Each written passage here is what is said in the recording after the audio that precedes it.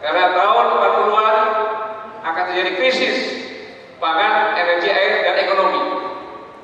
Dan melihat Indonesia begitu luar biasa, semuanya ada. Apa yang akan kamu lakukan? Dengarkan. Banyak sekali tapi saya simpulkan. Negara kami akan investasi besar-besaran ke Indonesia untuk mengeruk sumber daya alamnya. Yang kedua, kami akan pengaruhi lembaga penentu kebijakan dan lembaga legislatif untuk membuat undang-undang sesuai dengan kepentingan negara kami dengan cara membayar. Di sini saya tanya, gimana caranya bayar? Pak Pangkostrat, jangan pura-pura tidak tahu.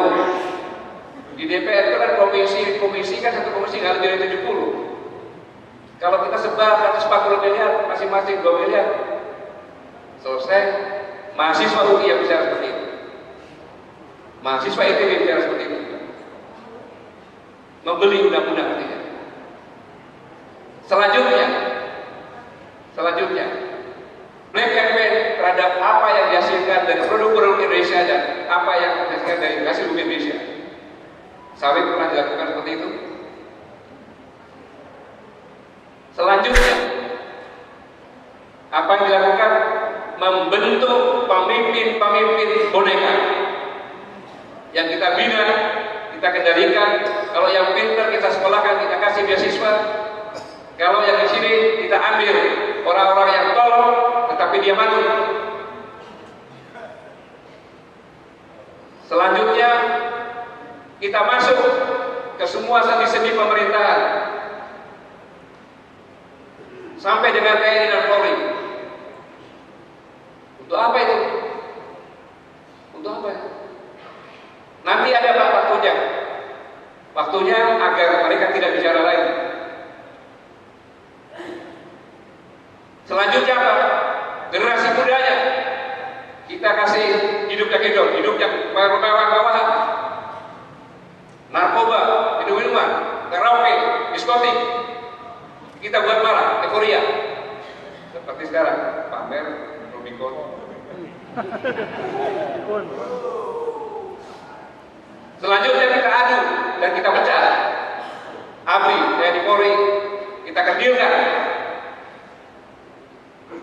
Kemudian kita buat aturan perjalanan bebas. Buat aturan lagi semua tenaga kerja bisa bebas masuk.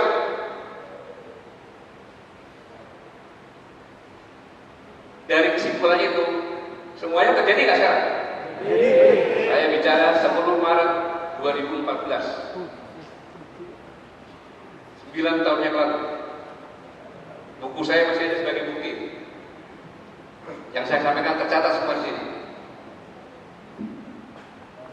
Itulah yang dikatakan proxy war, di mana negara lain menggunakan non-state actor atau state actor juga untuk melumpuhkan negara itu sendiri. Dan hasilnya apa? Panjang, tapi semuanya alhamdulillah atau dulu kan, semua sudah disampaikan oleh beliau tadi. Itu semua yang disampaikan oleh beliau itu adalah hasil dari proxy war. Gitu aja. Bahkan Kepala BPIP Profesor Julian Profesor Julian menyampaikan bahwa agama adalah musuh Pancasila. Pasti itu mengambil dari apa yang dikatakan oleh Poceto, bahwa agama adalah candu. Karena Bapak Komunis Karl Marx menyampaikan bahwa agama itu adalah penjara dan Tuhan adalah penjajah. Itu komunis. Dari sononya, dari bapaknya yang menyampaikan seperti itu. Itulah yang digunakan. Ngapain kamu sholat waktu? Kan itu di penjara. Masa engkau puasa itu penjara. Tuhan yang menjajah kamu. Maka kalau kita tanya di pesantren-pesantren yang tua pada saat menjelang pemberontakan G30 banyak santri-santri yang hebat-hebat pun masuk ke sana. Itu prosedur, itu hasilnya. Tinggal sebentar lagi.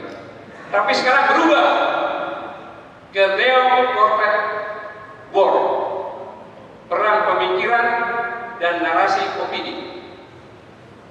Sudah melonjak sekarang. Sudah melonjak sekarang. Jadi yang artinya neo-contact war itu perang pemikiran dan perang narasi. Karena sudah lewat, karena mereka sudah masuk di semuanya kan. Undang-undang Cipta Kerja dipaksakan, IKN dipaksakan, semua dipaksakan. Nah, hasilnya sebagian adalah ini. Saya harus membacakan laporan dari tim PPHM, penyelesaian non judicial pelanggaran HAM berat yang dibentuk berdasarkan keputusan Presiden nomor 17 tahun 2022 yang disampaikan tadi, dengan pikiran yang jernih dan hati yang tulus. Presiden Jokowi sebagai kepala negara, catat, sebagai kepala negara, bukan sebagai pemerintah. Sebagai kepala negara Republik Indonesia mengakui bahwa pelanggaran HAM yang berat memang terjadi di berbagai peristiwa. Ada 12, yaitu peristiwa 1965, 1966, dan seterusnya sudah dibacakan tadi sama beliau yang membantu saya tadi. Dari Rizal Tadi itu menyampaikan, ya. Ini berarti sejak saat itu, sejak saat Kepres dan sejak saat Presiden menyampaikan, maka saya sampaikan di sini bahwa pelanggaran HAM berat, ya, pelanggaran HAM berat itu adalah dua jenis, yaitu melakukan genosida atau genosida dan pelanggaran tentang kemanusiaan. Nah, dari sini kita melihat bahwa berdasarkan pasal 8 dari Undang-Undang Nomor 26 Tahun 2000 itu mengatakan genosida adalah pembunuhan terhadap semua atau sebagian dari kelompok masyarakat, macam-macam kelompok. Kelompok agama bisa, suku agama, ras bisa. Kemudian kejahatan kemanusiaan dilakukan secara sistematis untuk membunuh juga, meniadakan, menjarakan segala macam yang jelek-jelek, pemerkosaan juga. Yang saya sampaikan bahwa berdasarkan Undang-Undang HAM juga bahwa penentuan bersalah pelanggaran HAM itu harus melalui persidangan. Undang-undang itu tanggal 26 tahun 2000 apabila kejadiannya sebelum diundangkan, maka dengan pengadilan ad hoc, baru tahu siapa pelakunya, baru bisa ini bisa tidak dilakukan. Kemudian yang paling penting adalah bahwa sejak saat itu negara mengakui telah terjadi pelanggaran berat, berarti yang melakukan siapa? Alat dan negara. Alat negara siapa? Angkatan Bersenjata Republik Indonesia. Dan jelas 6566 jelas. Kemudian dalam klausul hak asasi manusia dan hak asasi manusia itu tidak bisa melihat hanya pelakunya saja. Siapa yang memerintahkan? Yang memerintahkan adalah itu Jenderal Soeharto. Siapa yang nyuruh? Presiden Soekarno. Karena presidennya masih Bung Karno. Jadi Bung Karno akan kena. Bung Karno. Jenderal Soeharto kena. Kemudian semua ABRIMO akan kena. Dan pelakunya adalah umat Islam. Ini dulu disampaikan. Sejak saat itu tidak bisa didengarkan lagi. Kepala negara yang nyampaikan kok.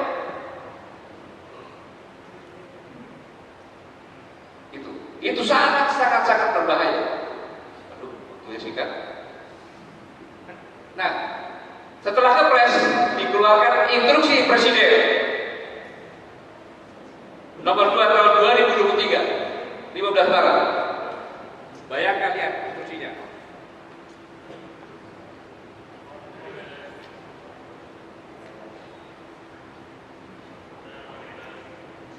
Mengambil langkah-langkah yang diperlukan secara terkoordinasi dan terintegrasi sesuai tugas, fungsi, dan kewenangan masing-masing untuk melaksanakan rekomendasi tim PPHM berupa memulihkan hak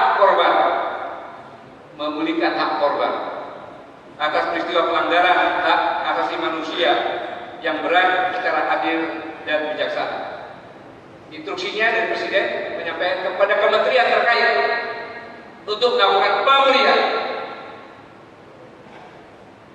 Menteri Dalam Negeri menugaskan gubernur, bupati, dan wali kota untuk menyusun perencanaan dan mengalokasikan anggaran berupa program dan kegiatan melalui anggaran pendapatan dan belanja daerah dalam melaksanakan rekomendasi tim PPHM di wilayah. Bayangkan, Bapak Ibu belanja kena pajak nggak? Bapak-bapak gajinya pun dipotong pajak kan? Ya. Bayangkan, uang itu nanti sebagian diambil sama penarik pajak. Itu ya korupsi yang bukan korupsi yang ditemukan. Apa kamu? Kemudian sebagian perintah jelas ini untuk diberikan, dialokasikan, memulihkan korban yang dulu membunuh orang tua kaki kita, yang dulu TNI komandan-komandannya kasarnya, Pak Yani juga dibunuh, Panglimanya juga dibunuh, cuma lolos. Pak Nasution, Apri kena pajak nggak Pak? Kena nggak? Kena. Emangnya beli tiket kereta api nggak kena pajak? Kena pajak. Bayangkan Pak. Selanjutnya, Menteri Luar Negeri untuk menyampaikan fakta-fakta ini ke semua negara. Jadi jelas umat Islam sama angkatan bersenjata dajjal, pembunuh, pemerkosa. Kemudian Menteri Keuangan mengkoordinasikan kebijakan anggaran kementerian lembaga untuk melaksanakan rekomendasi tim PPHM. Kementerian Keuangan pun harus mengkoordinasikan semuanya ini.